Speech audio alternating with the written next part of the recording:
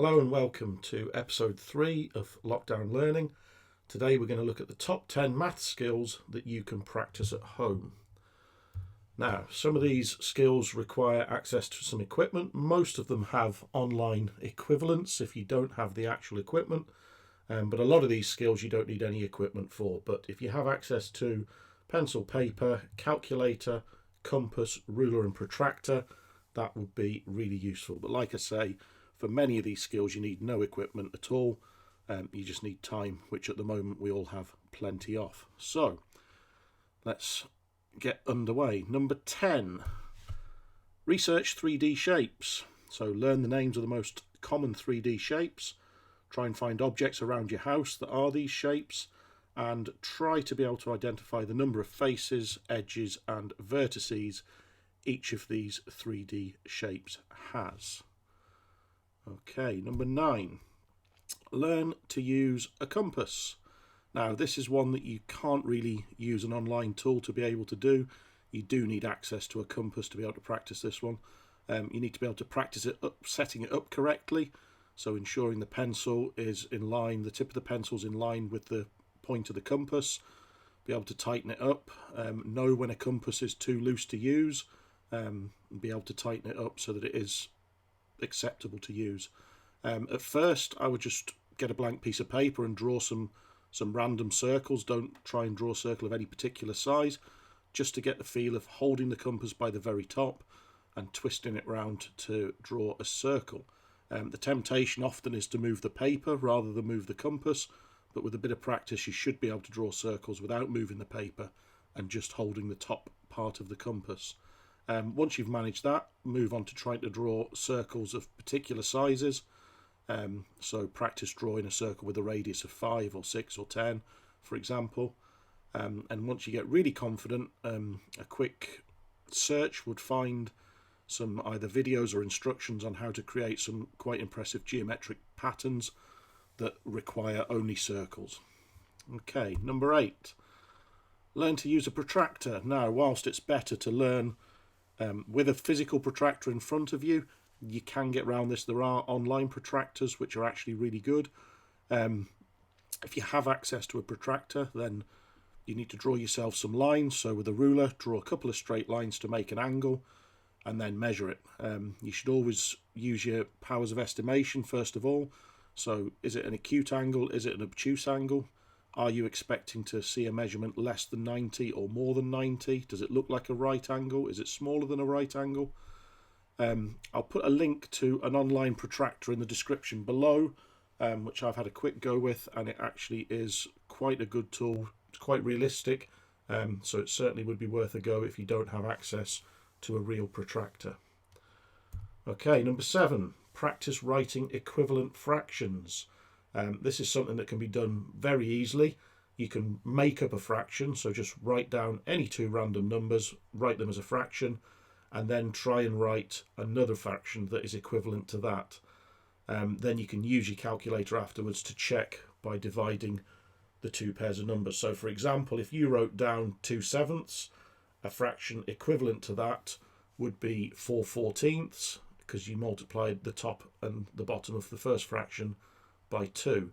So you would do on your calculator 2 divided by 7 to see what that is as a decimal, and then you would do 4 divided by 14 to check it gives you the same decimal answer. If it does, you know you've got an equivalent fraction.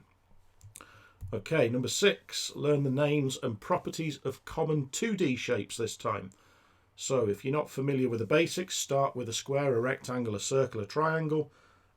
Move on to looking at the different types of triangle and how to identify them. So right angled, scalene, isosceles, equilateral, and then learn the names and the properties of some of the special quadrilaterals such as rhombus and trapezium. I've not gone on to list them all here. That's for you to go and look up and find out about them. Other things worth knowing about the common 2D shapes is lines of symmetry and rotational symmetry, so that would be something else worth looking up when you've got the time. Okay, number 5, learn some math songs. Now, some of you, if you've been in my classes, you'll have heard these. I may have even made you sing some of them, but they are a really excellent way of remembering key topic information. The circle song, it's called the circle song 2 if you look for it on YouTube. Half the sum of the parallel sides, Hey Diddle Diddle, the median's the middle, and I'll put links to all of these songs in the description below. They're all well worth a look. They're very memorable. You only have to listen to them a couple of times and they'll stick in your brain probably forever. Okay, number 4, learn to use your calculator. Now again, this is one, if you've got a calculator and it's a scientific calculator, great, you can practice that all day long. However, if you don't have access to a scientific calculator at home, there are several online alternatives. The screenshot shown at the bottom of the page here is the Desmos online calculator, which of the ones that I tried, it seemed to be the best. However, it is worth noting, if you go onto the Casio website, you can download a free version of their ClassWiz calculator, which is very similar to the ones you'll have used in school. It is only a 30-day trial, but that's long enough to be able to practice using all the main buttons. I would strongly suggest you learn how to use the fraction button, the brackets, and the inverse trig functions are also worth knowing where they are. Okay, number 3, practice your number bonds. It is amazing how many people don't know these. They're dead easy to practice. You should first of all start with number bonds to 10, 100 and 1000. Move on to practicing number bonds to any 10, so 20, 30, 40, 50, any 100 or any 1000. And if you master all of those, number bonds to 180 and 360 are also very useful for work relating to angles. And to practice these, you can either write down a list of numbers yourself and then try and figure out the number bond to 10, 100 or 1000, or you can ask someone to give you a number and to ask you to the nearest 100 or the nearest 1000, and you could work out the number bond. Okay, number 2, learn the 4 written operations. So, in other words, be able to add, subtract, multiply and divide using the written method of your choice. Now, it's important to note that it is your choice. There are no prescribed methods for GCSE examinations, so you might use a completely different method to one of your friends.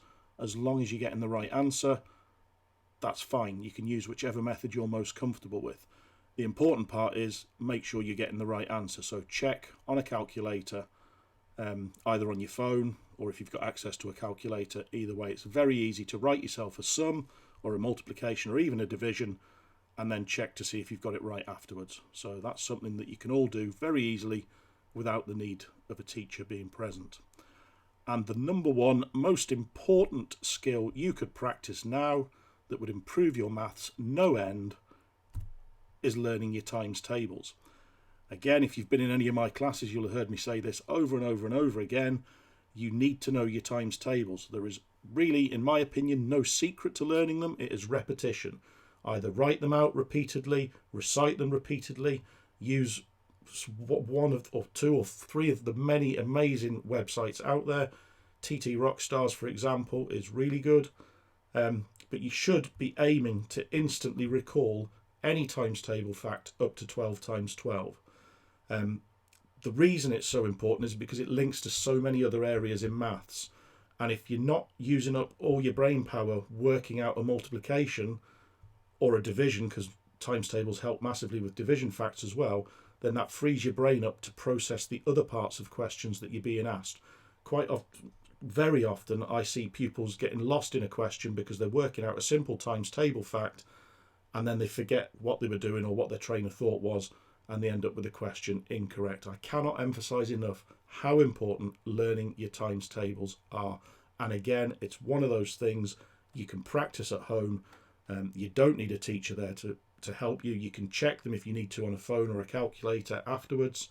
It is so important. If you do not know them up to 12 times 12, it is something that will help you massively in every area of mathematics. Okay, thank you for listening. Remember, stay home, stay safe, and keep checking back for the next session of lockdown learning. Goodbye.